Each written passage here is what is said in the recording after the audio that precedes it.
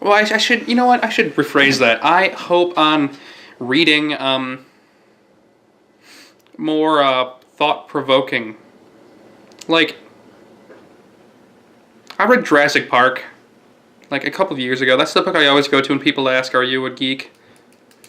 That answer is yes, because that is the most like scientific, charty book there is. It will straight up, you know how Flatland, the first half of it, is just detailing the land of how this two-dimensional mindscape works, and then the other book is just trying to explain the A square as he goes and tries to understand a one-dimensional, and then as a second-dimensional creature fathoming a third-dimensional creature. Well, imagine if that aspect of reading was dispersed indiscriminately in the entire story. Like, the beginning is just about how to create dinosaurs and the DNA, and then it goes on about different dinosaurs throughout and different names and just crazy.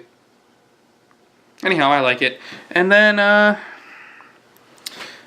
basically read more books thought-provokingly. Like, that book has a lot of scientific terms, but it's straightforward. Invisible Man, I've read before, and Things Fall Apart. Difference between those two, well, Invisible Man is basically a grouping of scenes. I like to label it like this. It's basically a grouping of scenes where every metaphor is about racism, and every metaphor is about the same basic connotation in different scenes.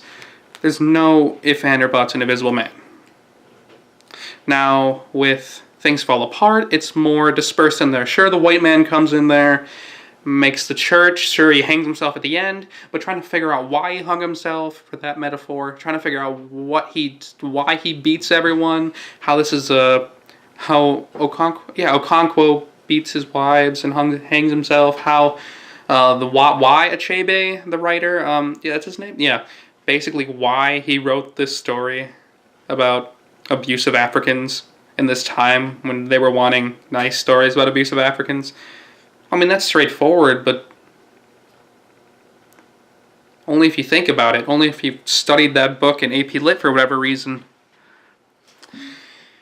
My hopes with writing, well, I'm always encouraging, basically I want to be a screener playwriter, so I'm going to keep reading and watching plays and movies, and then writing stuff that I can encourage to write afterwards, and I'm going to keep writing, hopefully make one of those YouTube series, either the one about the spy or the language skits. Obviously, the language ones would be a lot more easier to film. I just need to get rid of my acne first. No. Screw that. I'm going to put on some calamine, some makeup. Calamine will suck out all the, most of the wetness, and then I can just fucking do it. That would be great. Tech. Future of tech.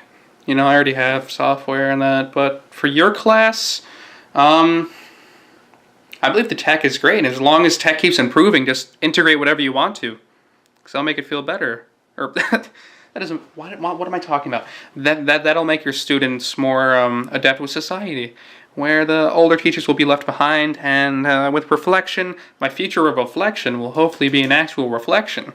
I will look into my past and say, hello, that's nice. So I hope this was fun to hear. I'm going to try to stop this exactly at 20 minutes, but thank you so much for watching, and it was nice knowing you.